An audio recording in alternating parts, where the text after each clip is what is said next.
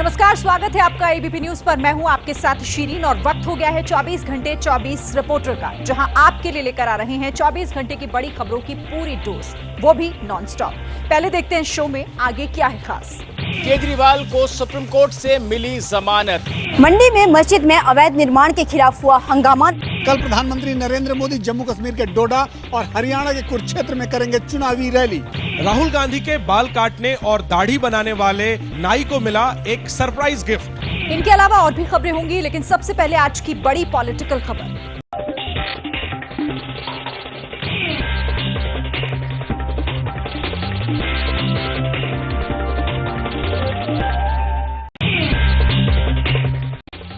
CBI मामले में केजरीवाल को सुप्रीम कोर्ट से मिली जमानत। कोर्ट ने केजरीवाल को दिया केस पर टिप्पणी न करने और मुकदमे में सहयोग करने का आदेश। केजरीवाल को जेल में डाल देंगे तो केजरीवाल के हौसले टूट जाएंगे। मैं जेल से बाहर आया हूँ, मेरे हौसले 100 गुना ज्यादा बढ़ गए हैं। अरविंद केजरीवाल के लिए करीब 3 महीने बाद ये घड़ी आई है। अंतरिम जमानत की मियाद पूरी होने के बाद उन्हें जून के महीने में वापस जेल जाना पड़ा था, लेकिन अब सुप्रीम कोर्ट ने उन्हें 10-10 लाख के 2 मुचलकों पर जमानत दे दी है। शर्त ये है कि सीएम केजरीवाल राज्य सचिवालय नहीं जाएंगे। केजरीवाल सिर्फ उन्हीं फाइलों पर दस्तखत करेंगे जहां पर एलजी की मंजूरी के लिए ऐसा करना जरूरी हो।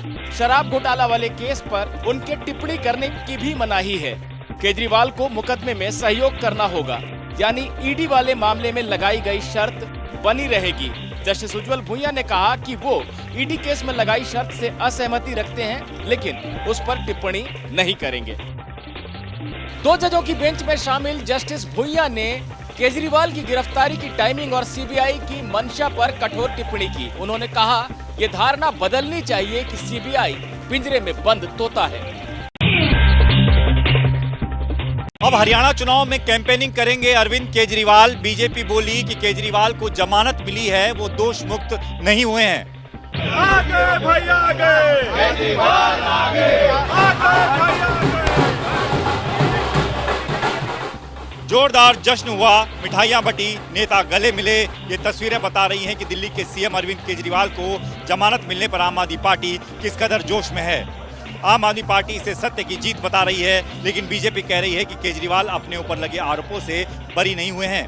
देश के आम आदमी को ऑनरेबल सुप्रीम कोर्ट का साफ संदेश है, साफ भरोसा है। अगर कोई तानाशाही चलाएगा तो देश का संविधान उसकी रक्षा के लिए है। मुझे लगता है कि दिल्ली में शायद इतिहास में पहली बार मुख्यमंत्री जेल में और जेल से बाहर आते हैं बेल पर, लेकिन जो चार्जेस हैं उन पर उससे बरी नहीं होते, तो ये जश्न का विषय नहीं है। केजरीवाल को ऐसे वक्त में जमानत मिली है जब हरियाणा में विधानसभा चुनाव हो रहे हैं और आम आदमी पार्टी यहां अकेले चुनाव लड़ रही है। अब केजरीवाल अपनी पार्टी के कैंपेन को धार देंगे। 2 दिन पहले ही आम आदमी पार्टी ने अपने 40 स्टार प्रचारकों की लिस्ट जारी की थी, जिसमें पहले नंबर पर केजरीवाल का नाम था। अरविंद केजरीवाल को 21 मार्च 2024 को ईडी ने गिरफ्तार किया था और 26 जून को ईडी की हिरासत से ही सीबीआई ने केजरीवाल को गिरफ्तार कर लिया था। जम्मू कश्मीर से हरियाणा तक बढ़ेगी चुनावी सरगर्मी। कल प्रधानमंत्री नरेंद्र मोदी जम्मू कश्मीर के डोडा और हरियाणा के कुरुक्षेत्र में करेंगे चुनावी रैली।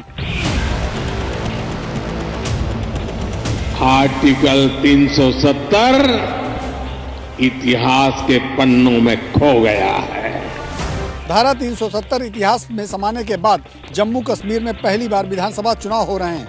बीजेपी सूबे में सरकार बनाने का सपना देख रही है और इसी सपने को कल रफ्तार देंगे पीएम मोदी। पीएम मोदी कल डोडा स्पोर्ट्स स्टेडियम में रैली करेंगे। रैली के जरिए बीजेपी की नज़र चिनाब वैली की 8 सीटों पर है। इसमें डोडा जिले की 3, किश्तवाड़ जिले की 3 और रामबन जिले की 2 विधानसभा सीटों पर है। सुबह 10 बजे डोडा में पीएम मोदी की रैली शुरू होगी। रैली के लिए सुरक्षा के पुख्ता इंतजाम किए जा रहे हैं। राम राम डोडा में रैली करने के बाद पीएम कल हरियाणा के कुरुक्षेत्र में भी चुनाव प्रचार का आगाज करेंगे। कुरुक्षेत्र के थीम पार्क में पीएम की रैली की पूरी तैयारी है। इस रैली के जरिए हरियाणा के 6 जिलों की 23 विधानसभा सीटों के उम्मीदवारों के लिए वोट मांगेंगे। कि हमारे धर्म क्षेत्र कुरुक्षेत्र में माननीय प्रधानमंत्री नरेंद्र मोदी जी पधार रहे हैं। तो लोगों के दिलों में बहुत खुशी है और उत्साहित है और वो स्वागत करने के लिए तैयार। कुरुक्षेत्र में पूरे हरियाणा से आए कार्यकर्ता होंगे शामिल। भाजपा ने इस रैली के लिए पूरी ताकत झोंक दी है। केंद्र सरकार ने बदला पोर्ट ब्लेयर का नाम, अब श्री विजयपुरम के नाम से जानी जाएगी अंडमान निकोबार की राजधानी। गृह मंत्री अमित शाह ने सोशल मीडिया प्लेटफॉर्म एक्स पर पोस्ट कर पोर्ट ब्लेयर का नाम बदलने की जानकारी दी।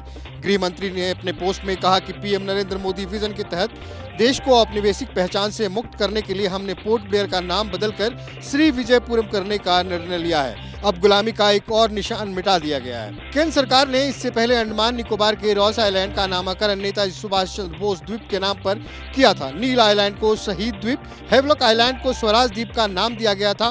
अंडमान निकोबार द्वीप समूह के 21 द्वीपों का नामकरण परमवीर चक्र विजेताओं के नाम पर किया गया। पोर्ट ब्लेयर में नेताजी सुभाष चंद्र बोस ने तिरंगे को पहली बार फहराया था। यहाँ सेलुलर जेल में बंद रहे थे कई स्वतंत्रता सेनानी। शराबबंदी पर बिहार एनडीए में घमासान। मद्य निषेध मंत्री बोले, लालच में होती है शराब तस्करी। जीतन राम मांझी ने कहा, सिर्फ गरीबों पर होता है एक्शन। गरीबी के कारण थोड़े थोड़े लालच में माफिया द्वारा शराब डिलीवरी करवाने का काम किया जाता है इस समाज के लोगों को। जिन पर सूबे में शराबबंदी की जिम्मेदारी है, वो मंत्री खुद ही ऑन कैमरा ये मान रहे हैं कि बिहार में शराब की तस्करी हो रही है। सिर्फ मंत्री ही नहीं, शराब पर जीतन राम मांझी जैसे दिग्गज भी सवाल उठा रहे हैं। मांझी कह रहे हैं, गरीब फंस जाते हैं और अमीरों पर कोई कार्रवाई नहीं होती है। रात में जब हम शराब पीते हैं तो हमको नहीं पकड़ा जाता। बात साफ है, ऐसा नहीं होना चाहिए। तीसरी समीक्षा उन्होंने की थी, अगेन समीक्षा करने की जरूरत है। सरकार के मंत्री और सहयोगी के बयान के बाद भी जेडीयू और बीजेपी शराबबंदी पर पूरी तरह नीतीश सरकार के स्टैंड का समर्थन कर रही है। मैंने तो कहा कि हमारे नेता उसमें कोई समझौता करने वाले नहीं, न करेंगे। और ये तो उसका दूरगामी सोच तो देखिए कितना सकारात्मक बात है। शराबबंदी कानून अपना काम कर रहा है। शराबबंदी में चाहे वो दलित हो, अमीर हो, गरीब हो, सब एक समान कार्रवाई हो रही है। सत्ता में आते ही शराबबंदी खत्म करने के प्रशांत किशोर के ऐलान के बाद बिहार में शराबबंदी पर बहस शुरू हो गई है। अब मंत्री के बयान के बाद नीतीश सरकार बैकफुट पर नजर आ रही है। राहुल को धमकी देने के मामले में तरविंदर सिंह मारवाह पर एक्शन की मांग को लेकर मुंबई की सड़क पर उतरी कांग्रेस। पूछा, धमकी देने वालों पर पीएम क्यों मौन? राहुल गांधी बाज आजा, ऐसे आने वाले टाइम में तेरा भी वो हाल होगा। राहुल गांधी तो तेरे दादी का हाल होगा। अमेरिका में सिखों पर राहुल गांधी के बयान के खिलाफ 11 सितंबर को दिल्ली में बीजेपी के सिख प्रकोष्ठ से जुड़े नेताओं ने प्रोटेस्ट किया था। प्रोटेस्ट के दौरान तरविंदर सिंह मारवाह ने जो कहा, उसके खिलाफ अब कांग्रेस सड़क पर उतर आई है। मुंबई में सांसद वर्षा गायकवाड़ के नेतृत्व में कांग्रेस कार्यकर्ता सड़क पर उतरे। कांग्रेस नेता तरविंदर सिंह मारवाह के खिलाफ एक्शन की मांग कर रहे हैं। राहुल गांधी एकमात्र नेता है जिन्होंने जनगणना की बात की है, जिन्होंने एसटी, एससी, ओबीसी की बात की है। उनको आरक्षण मिलना चाहिए। Ruling party leader of opposition को जान से मारने की धमकी दे रही है, इससे कम कुछ नहीं है ये। तरविंदर सिंह मारवाह का धमकी देने वाला वीडियो सोशल मीडिया पर वायरल हो रहा है। कांग्रेस मांग कर रही है कि मारवाह को गिरफ्तार किया जाए। अमेरिका में राहुल गांधी ने चर्चा के दौरान विवादित बयान दिया था। राहुल ने कहा था कि लड़ाई इस बात की है, क्या सिख को भारत में पगड़ी या कड़ा पहनने का अधिकार है या नहीं, या सिख के रूप में वह गुरुद्वारा जा सकते हैं या नहीं। हरियाणा में चौटाला परिवार की सियासी अदावत। जेजेपी ने कहा, अभय चौटाला ने गोपाल कांडा के सामने किया सरेंडर। अभय बोले, चुनाव बाद मैं ही बनूंगा सीएम। चौटाला परिवार के गढ़ सिरसा में अजय चौटाला और रंजीत चौटाला साथ आए तो जमकर नारेबाजी हुई। रानिया से निर्दलीय चुनाव लड़ रहे रंजीत चौटाला का जेजेपी समर्थन कर रही है। वहीं डबवाली में रंजीत चौटाला अजय चौटाला के बेटे दिग्विजय चौटाला का समर्थन कर रहे हैं। चौटाला फैमिली का एक हिस्सा एक साथ आया तो निशाने पर परिवार के अभय चौटाला आ गए। इंडियन नेशनल लोकदल के नेताओं ने बिल्कुल सरेंडर ही कर दिया है। जो पार्टी हुंकार भर रही थी 90 सीटों पर चुनाव लड़ने का, वो 50 सीटों पर चुनाव लड़ रही है। ये यहाँ नहीं हुआ, ये तो ऊपर से करवाया गया है। दिल्ली से होता है, दिल्ली से सब कुछ करके करा जाता है। गोपाल कांडा के साथ आईएनएलडी के गठबंधन पर जेजेपी और रंजीत चौटाला ने सवाल उठाए तो अभय चौटाला ने कहा कि चुनाव बाद सीएम का फैसला आईएनएलडी ही करेगी। क्योंकि भाजपा से लोग परेशान है, बदलना चाहते हैं। कांग्रेस में बहुत बड़ा आपस के अंदर विवाद है।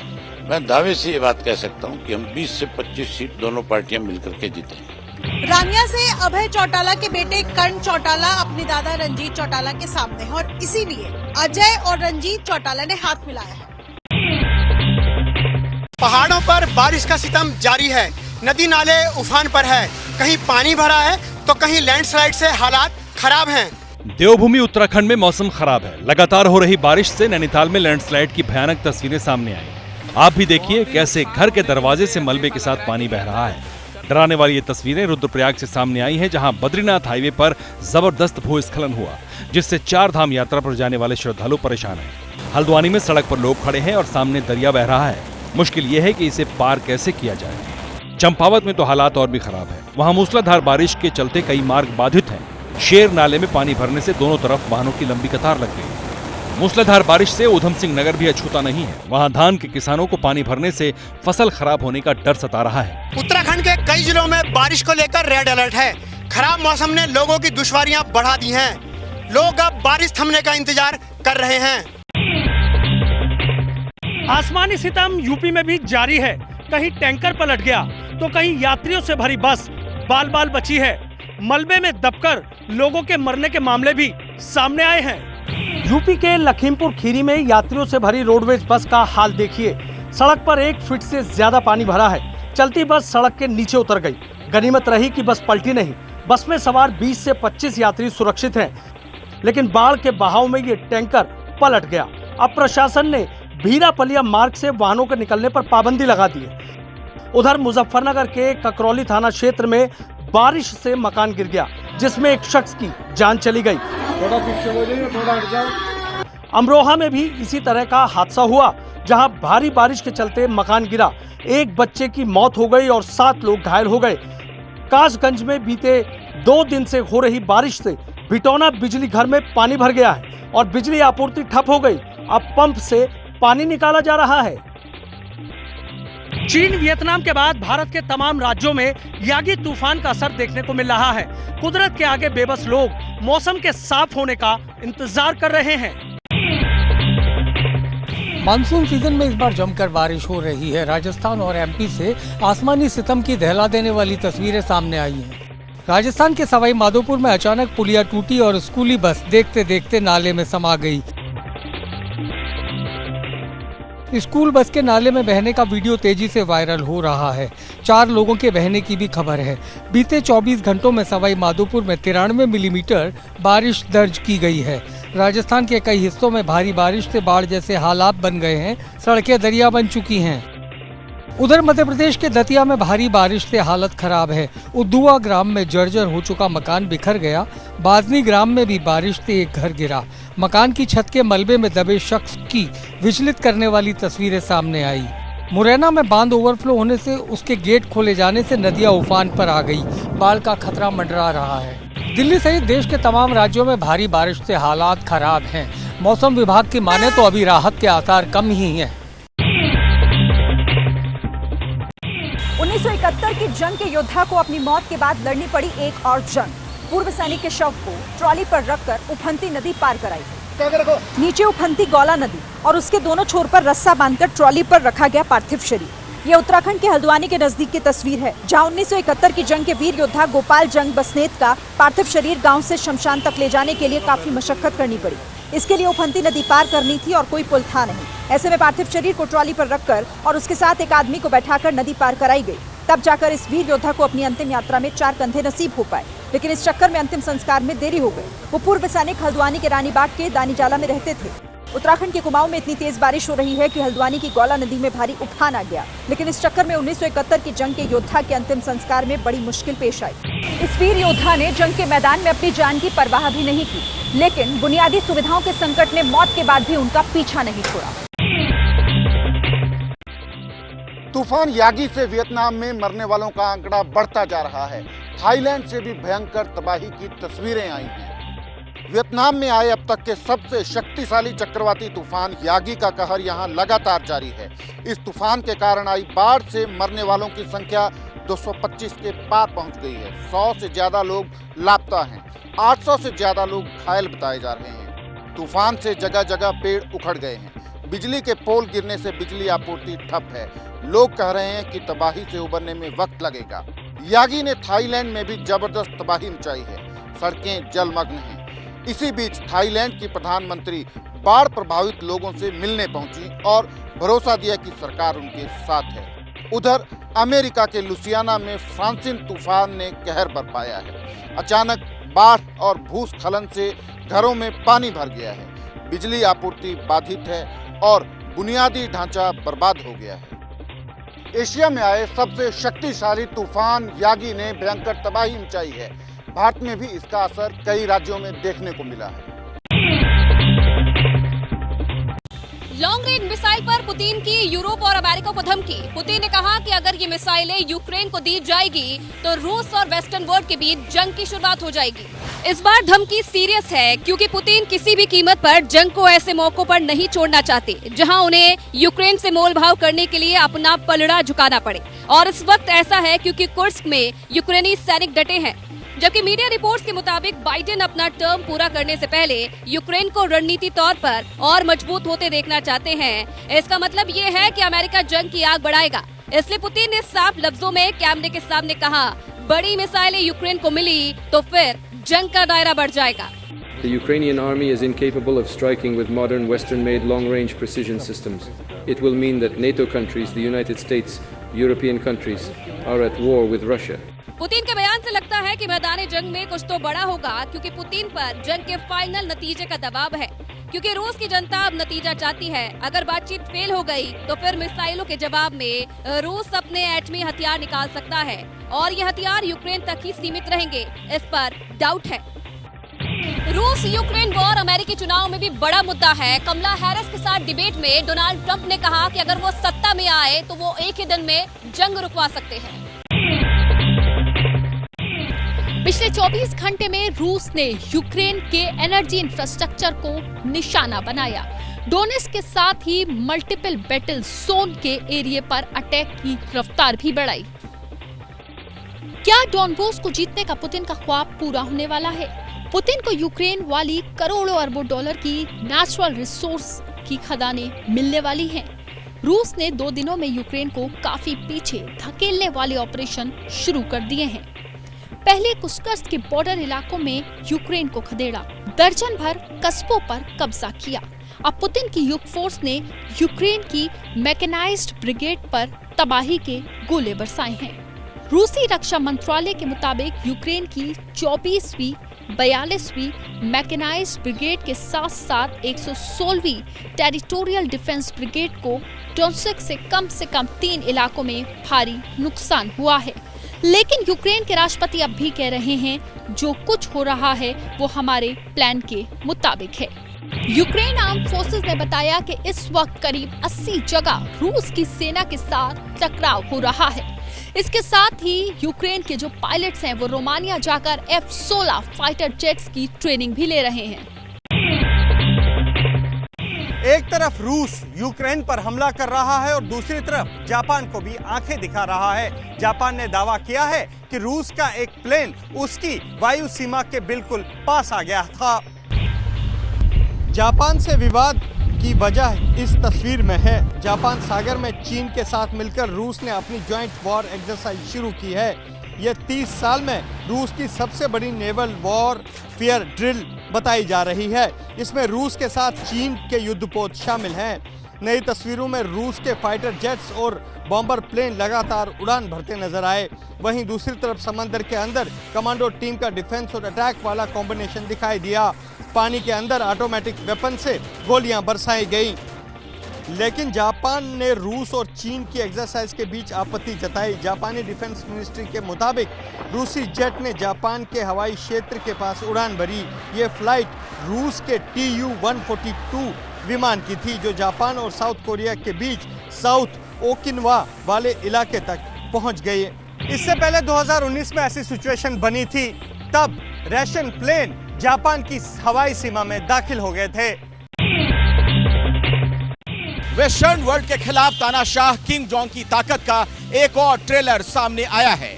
उसने पूरी दुनिया को परमाणु सेंटर दिखाया है। अब तक दुनिया सिर्फ किम जोंग की न्यूक्लियर ताकत को आंकड़ों की शक्ल में देखती आई है, लेकिन उत्तर कोरिया के इतिहास में पहली बार ये तस्वीरें सामने आईं।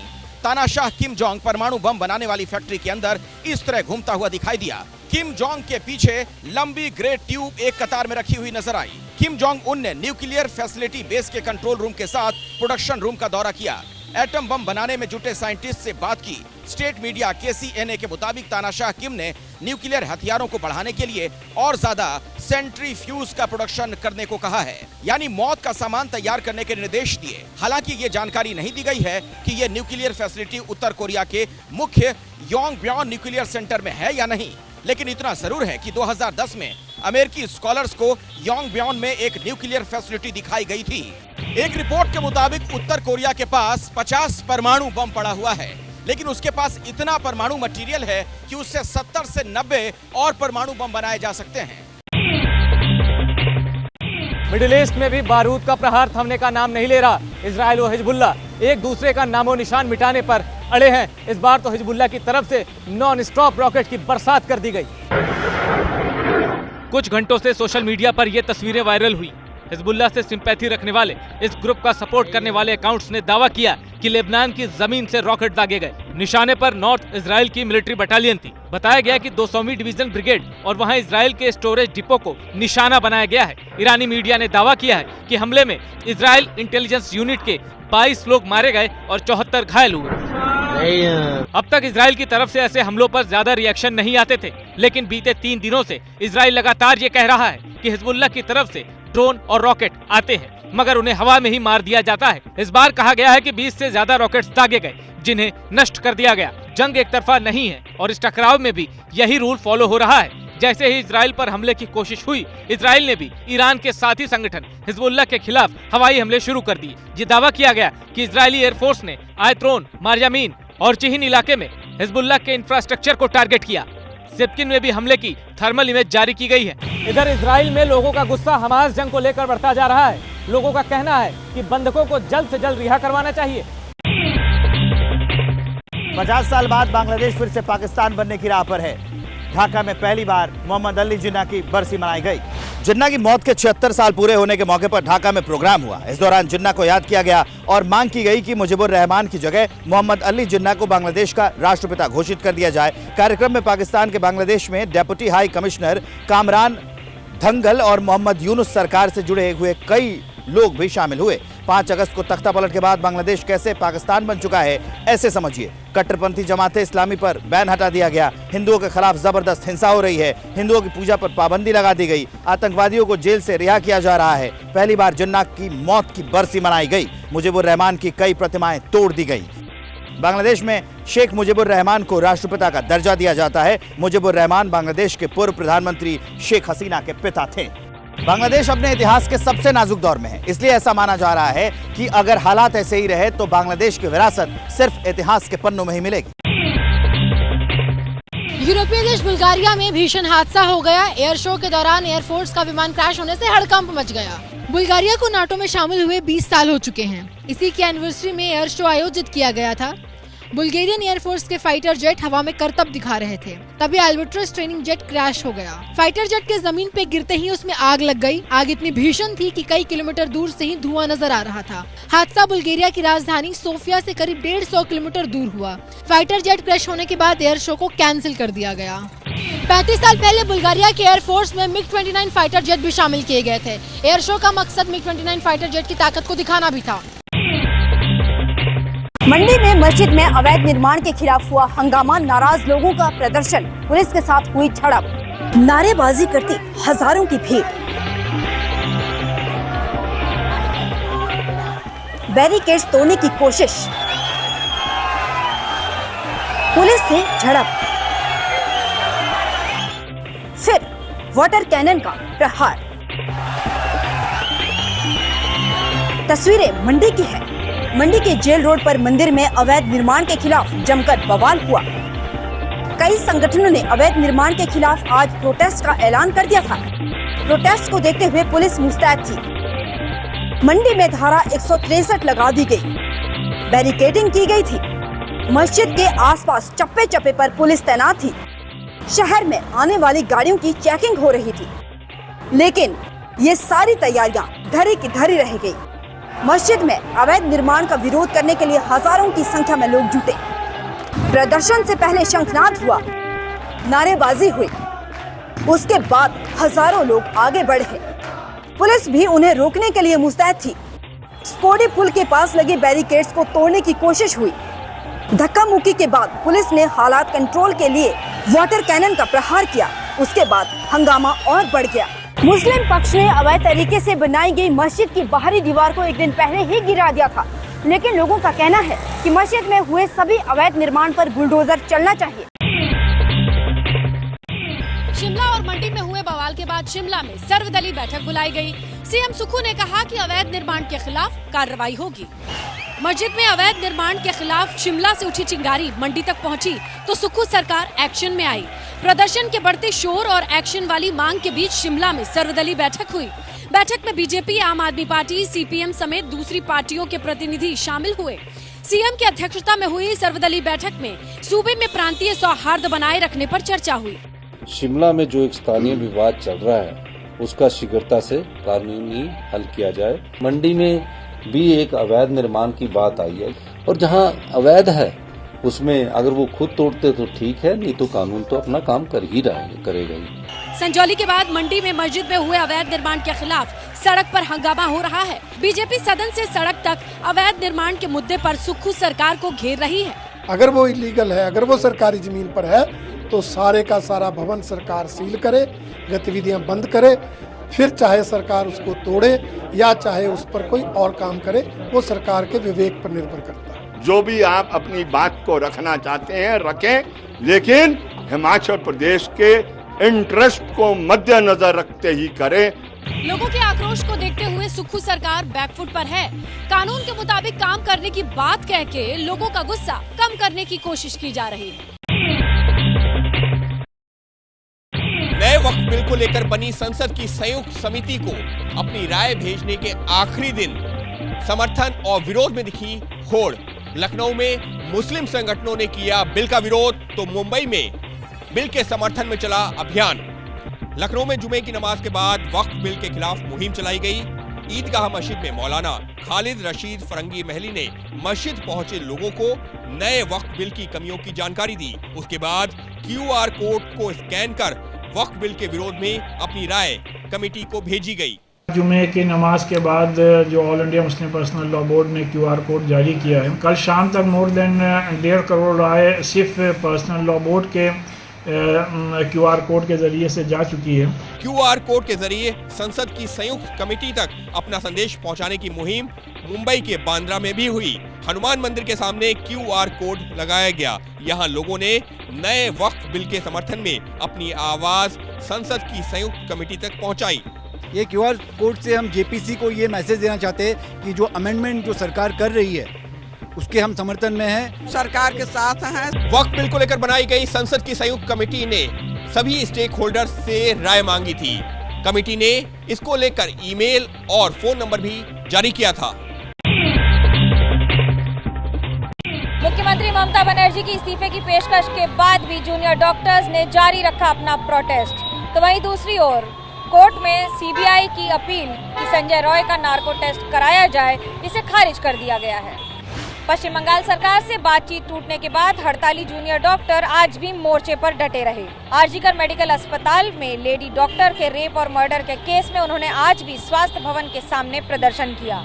कोलकाता में आज CPIM के कार्यकर्ताओं ने भी लाल बाजार इलाके में प्रोटेस्ट किया। उन्होंने रेप मर्डर केस में इंसाफ की मांग को लेकर मार्च निकाला। इस बीच आज CBI ने कोलकाता कांड के मुख्य आरोपी संजय रॉय को सियालदा कोर्ट के सामने पेश किया। CBI संजय रॉय का नार्को टेस्ट कराना चाहती थी, लेकिन कोर्ट ने CBI की मांग को खारिज कर दिया। एक दिन पहले ही मुख्यमंत्री ममता बनर्जी ने जूनियर डॉक्टर्स को बैठक के लिए नवान्नो बुलाया था, लेकिन लाइव टेलीकास्ट की बात पर अड़े डॉक्टर्स मीटिंग में गए ही नहीं। तेलंगाना में विधायकों के दल बदल के मुद्दे पर राजनीति तेज हो गई है। तेलंगाना हाई कोर्ट ने विधानसभा अध्यक्ष को दल बदलू विधायकों पर कार्रवाई करने को कहा है और इसी मुद्दे पर अब BRS सड़क पर उतर गई है।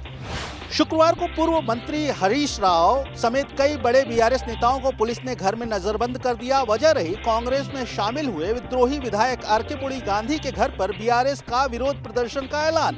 राज्य में कांग्रेस की सरकार बनने के बाद 10 बीआरएस विधायकों ने पाला बदल लिया है। पुलिस ने सुरक्षा और कानून व्यवस्था बनाए रखने का हवाला देते हुए इस कार्रवाई को सही ठहराया है, लेकिन बीआरएस नेताओं और समर्थकों का कहना है कि यह कांग्रेस सरकार की साजिश है ताकि विपक्ष की आवाज को दबाया जा सके। हंगामे के बीच बीआरएस विधायक कौशिक रेड्डी के खिलाफ साइबराबाद पुलिस ने मामला दर्ज कर लिया है। उनके खिलाफ एडिशनल डीसीपी को धमकाने और धक्का देने का आरोप है। महाराष्ट्र में सीट शेयरिंग को लेकर एमबीए में फंसा पेंच। मुंबई की 21 सीटों पर उद्धव ठाकरे की नजर, कांग्रेस है नाराज। महाराष्ट्र एमबीए में सीट शेयरिंग पर पर्दे के पीछे चर्चा शुरू हो गई है। सूत्रों के मुताबिक मुंबई की 36 सीटों में 21 सीटों पर उद्धव ठाकरे दावा कर रहा है। शरद पवार गुट वाली एनसीपी 7 सीटों पर दावा कर रही है। ऐसे में कांग्रेस के हिस्से में 8 सीटें आती दिख रही है। मुंबई को अपना गढ़ बताकर उद्धव गुट ज्यादा से ज्यादा सीटों पर चुनाव लड़ने की दावेदारी कर रहा है। वहीं शरद पवार वाली एनसीपी अंधेरी वेस्ट, वर्सोवा, कुर्ला, अनुशक्ति नगर, दहिसर, घाटकोपर ईस्ट और घाटकोपर वेस्ट सीट पर अपना दावा ठोक रहे हैं। ऐसे में कांग्रेस नेता नाराज हैं। कांग्रेस नेता लोकसभा चुनाव में प्रदर्शन को आधार बनाकर सीट शेयरिंग की मांग कर रहे हैं। हालांकि एमवीए नेताओं का दावा है कि जल्दी ही सीट शेयरिंग की बात आगे बढ़ेगी और जो सभी विवाद है वो सुलझा लिए जाएंगे। देश की राजधानी में एक बार फिर सड़क पर सरेआम गोलियां चली हैं। दिल्ली के पौष इलाके ग्रेटर कैलाश में एक जिम मालिक का सरेआम कत्ल कर दिया गया। सनसनीखेज वारदात सीसीटीवी में कैद हुई है। तस्वीरें विचलित कर सकती हैं।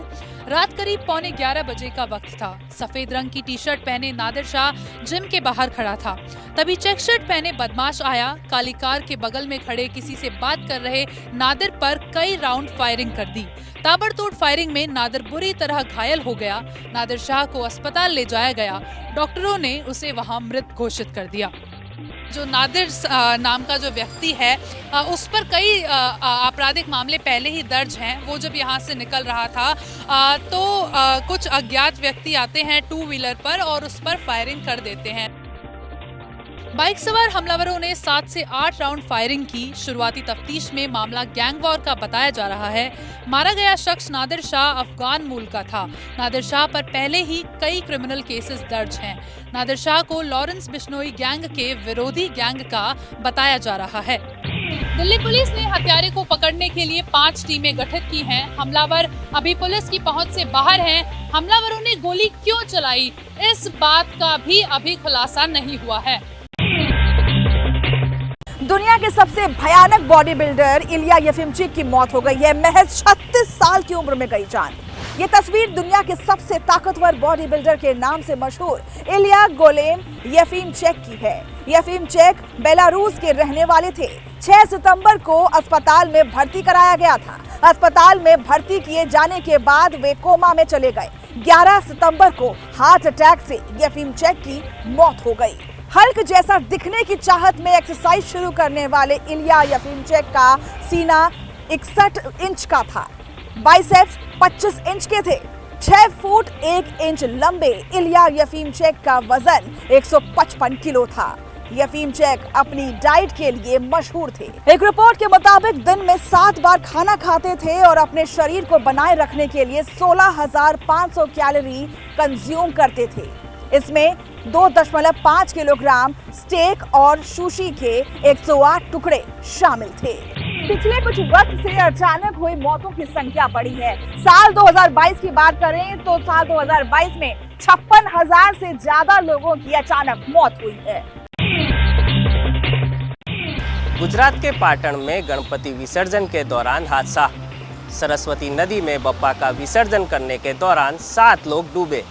तस्वीरें गुजरात के पाटण से घटना के 2 दिन बाद सामने आई है, जिसमें साफ नजर आ रहा है कि सरस्वती नदी में घाट पर विसर्जन करने के दौरान हादसा हो गया और 7 लोग डूबने लगे। मौके पर मौजूद लोगों ने घाट पर डूब रहे लोगों को बचाने की कोशिश की, लेकिन गहरे पानी में उतरने की वजह से 4 लोगों की मौत हो गई और 3 लोगों को ही बचाया जा सका। मरने वाले चारों लोग एक ही परिवार के बताए जा रहे हैं। ढोल नगाड़ों के साथ बप्पा की विदाई का जश्न हादसे के बाद मातम में तब्दील हो गया। विसर्जन के दौरान पैर फिसलने से ये लोग डूबते हुए गहरे पानी में पहुंच गए। हालांकि मौके पर सुरक्षाकर्मी अगर समय रहते पहुंच जाते तो शायद इन लोगों की जान बच सकती थी। गुजरात की ये घटना एक हादसा नहीं, एक सबक भी है कि विसर्जन के दौरान विशेष सावधानी बरतनी कितनी जरूरी है। दिल्ली में जिनके कोचिंग सेंटर के बेसमेंट में डूबकर 3 छात्रों की मौत हो गई थी, उनमें से 4 लोगों को दिल्ली हाई कोर्ट से मिल गई है अंतरिम जमानत। दिल्ली के ओल्ड राजेंद्र नगर की इन झकझोरने वाली तस्वीरों को भला कौन भूल सकता है।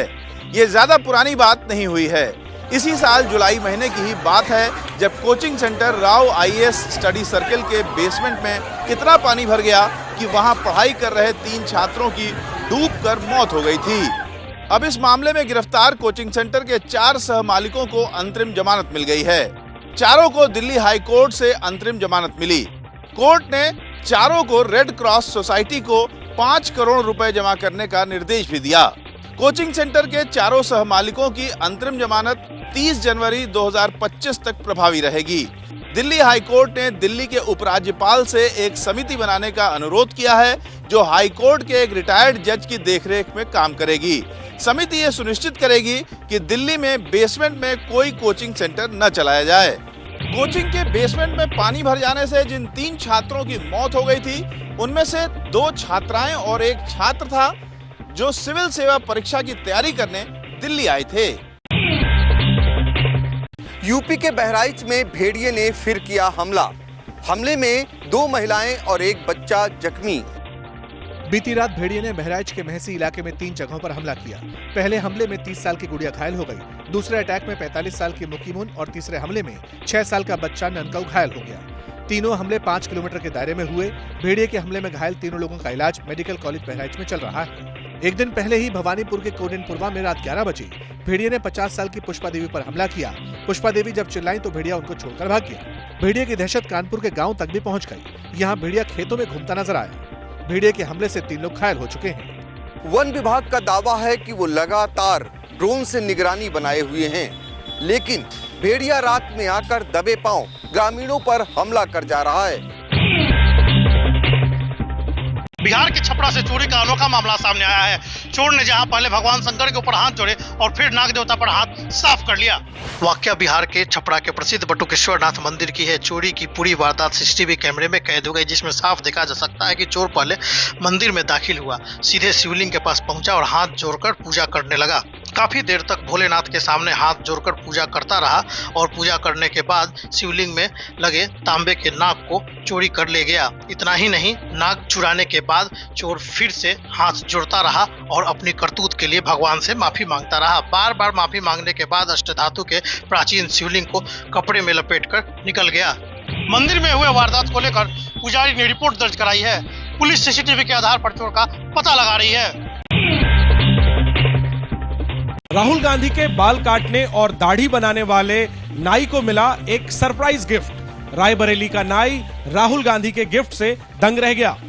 लोकसभा चुनाव के दौरान की ये तस्वीरें याद होंगी आपको। ये रायबरेली की तस्वीरें हैं जब चुनावी रैली के बाद राहुल गांधी लालगंज के ब्रिजेंद्र नगर मोहल्ले में सैलून चलाने वाले मिथुन नाई के पास पहुंच गए थे। राहुल ने मिथुन नाई से बाल कटवाए और दाढ़ी बनवाई।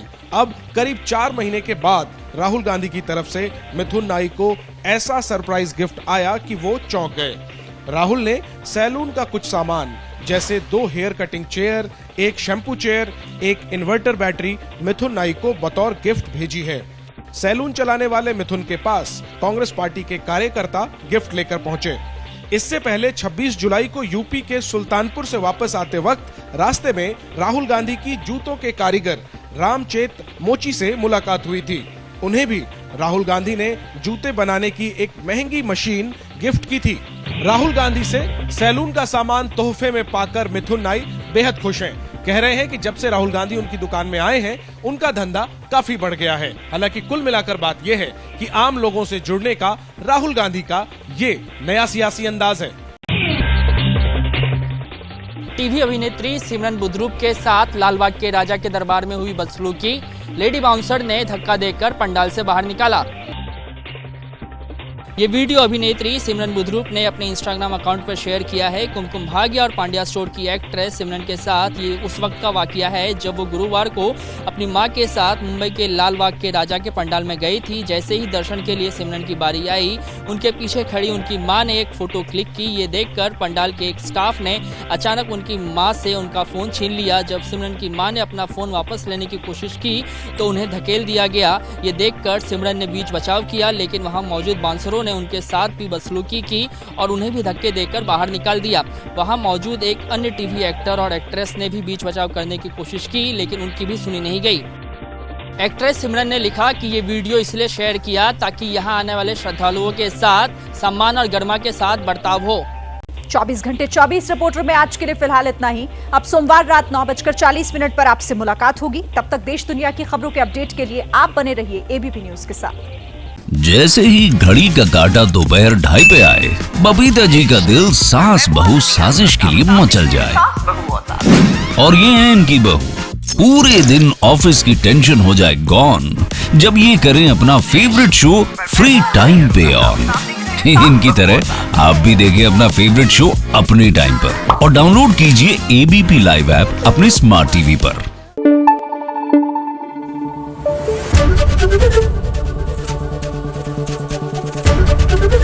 एबीपी न्यूज आपको रखे आगे।